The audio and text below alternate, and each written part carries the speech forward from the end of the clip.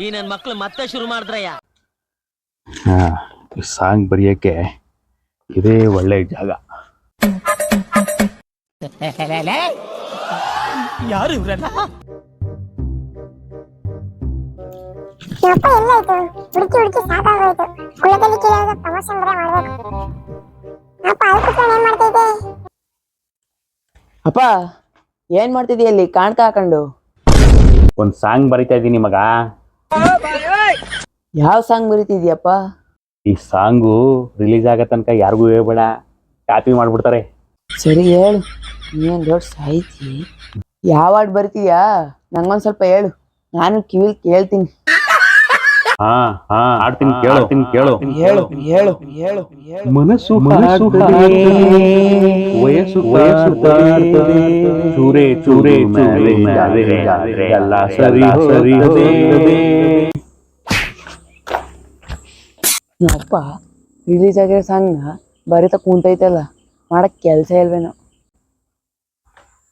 ಅಪ್ಪ ಈ ಸಾಹಿತ್ಯನ ನೀನೇ ಬರ್ದ? ಹೌದು ಕಣ, ನನ್ ರೇಂಜ್ ಏನ್ ಅನ್ಕಂಡೆ? ನೀನು SSLC ಕಾಪಿ ಓದಿ ಪಾಸ್ ಆಗಿದ್ ನಂಗೆ ಗೊತ್ತಿತ್ತು. ಈ ಹಾಡನ್ನು ಕಾಪಿ ಮಾಡ್ದ? ನಾನು ಈ ಹಾಡನ್ನು ಕಾಪಿ ಮಾಡೋದ? ನೋ ವೇ, ಚಾನ್ಸೇ ಇಲ್ಲ. ಈ ಬಿಲ್ಡಪ್ ಸಾಕು. ಇದು ಇವಾಗ ಬಿಡುಗಡೆಗೆ ಸಿದ್ಧವಾಗಿರುವ ಕುಲದಲ್ಲಿ ಕೇಳುವುದ ಚಿತ್ರದ ಹಾಡು. ಈ ಹಾಡಿನ ಬರ್ದಿರೋರು ಯೋಗರಾಜ್ ಭಟ್ರು, ಸಂಗೀತ ಮಾಡಿದವರು ಮನೋಮೂರ್ತಿ ಸರ್. ಅದ್ ಗೊತ್ತಾ ನಿಂಗೆ?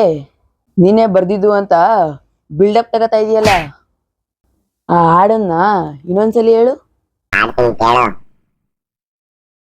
ಮನಸ್ಸು ಹಾಡ್ತದೆ, ವಯಸ್ಸು ಕಾಡ್ತದೆ, ಚೂರೆ ಚೂರು ಮ್ಯಾರೇಜ್ ಆದ್ರೆ ಎಲ್ಲ ಸರಿ ಹೋಗ್ತದೆ.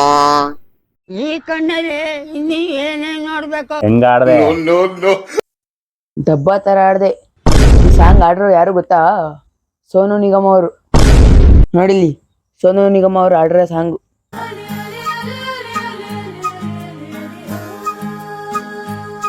ಮನಸ್ಸು ಹಾಡ್ತದೆ, ವಯಸ್ಸು ಕಾಡ್ತದೆ, ಚೂರೆ ಚೂರು.